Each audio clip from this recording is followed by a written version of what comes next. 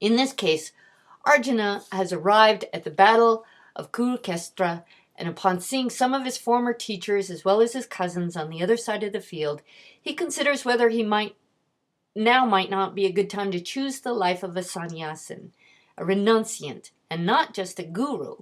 He considers becoming a Buddhist. Now this brings us right back to the social forces that were at work in the heterodox movement in which the Smriti were written, right? The prince is considering Buddhism as a greater wisdom than his dharma within his family. This very idea tells us that one of the things Scripture often addresses is that people often doubt Scripture. So don't be surprised that that appears in Scripture. We're going to see it repeatedly. The Scripture brings the reader right up to the edge of rejecting the tradition, but then Krishna arrives to drive the chariot, a metaphor for changing the tide of Arjuna's movement in the world, right? So if Krishna's driving, here we go. We can get rid of this guy too. And we'll make you go little. There. So if Krishna's driving the chariot, then Arjuna, the powerful archer, is now being directed. And we're going to hear Krishna describe this as Arjuna's detachment and from his actions, his devotion to Krishna will bring him to the right action. All right, I've still got to use my cheat notes here. So, Krishna addresses the fundamental problem for people living with the idea of karma. Since all actions produce karma, you're not going to make it out of this life without producing karma. Inaction produces karma as well. If Arjuna, the mighty archer, leaves the battle, then people will die as well. It'll be different people dying than if Arjuna stays to fight. So faced with this quagmire, a kind of damned if you do, damned if you don't quagmire, Krishna counsels Arjuna that the secret for his dharma is to act without attachment. The way to do this is through the ancient knowledge of sacrifice.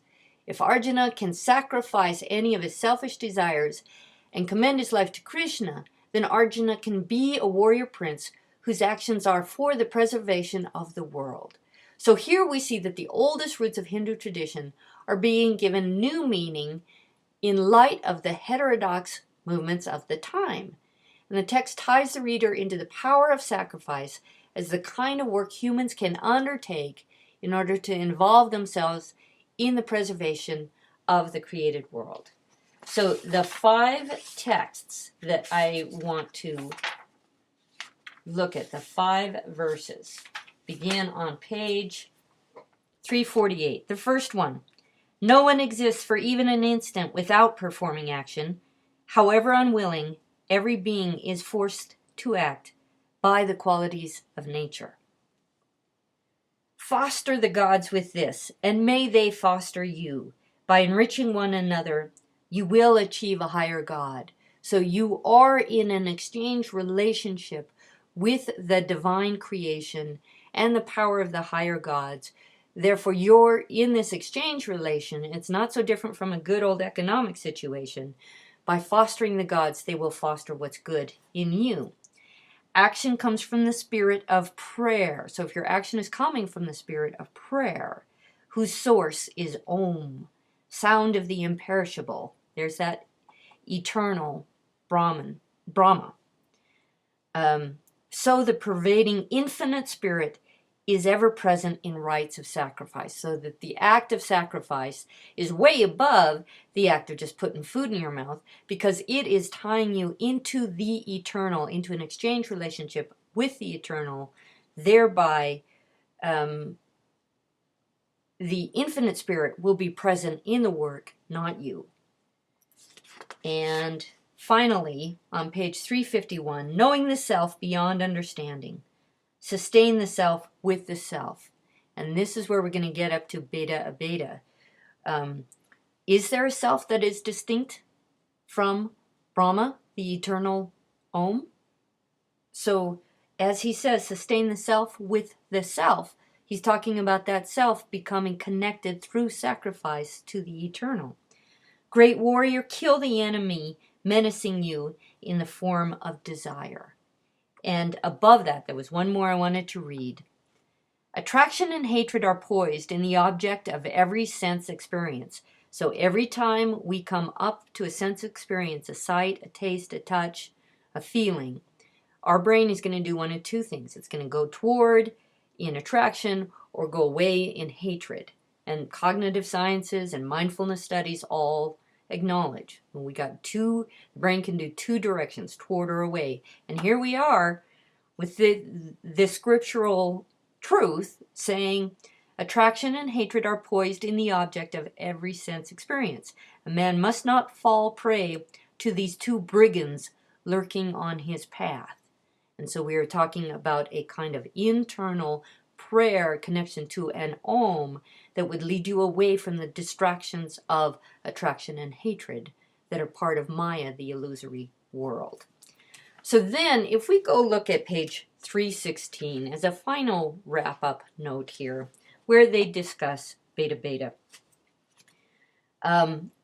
Dualism, so typical of Western thought, is rarely questioned in our world. From its origins, however, Indian thought sought the unity, whether the impersonal Brahman or the power, and that's Brahman with an A-N, meaning the original source of creation, right? The ultimate eternal reality, whether the impersonal Brahman or the power of a particular deity that underlies the multiplicity that people see and are. From its origins, Indian thought sought the unity that underlies the multiplicity that people see and are. And it will walk you through to this, the school's called beta-beta. Beta is the difference, and abeta is the no difference. And so this ultimate relationship between a self, but if the self is from the creation, then it is no difference, and yet we still have to deal with self. Beta abeta is this tension of the human life lived with an appreciation or an understanding that Brahman is the eternal truth. So if you leave with anything from the Hinduism class, know that it is an interesting place with thousands of years of thought devoted to the question of the relationship of a self to an eternal truth. And if that's of interest to you, you've got a lifelong career of crazy texts to explore. And we've got a great Hindu specialist at UW, Dr. Dinapoli. So I hope this has been a fun tour of Hinduism. Thanks for listening.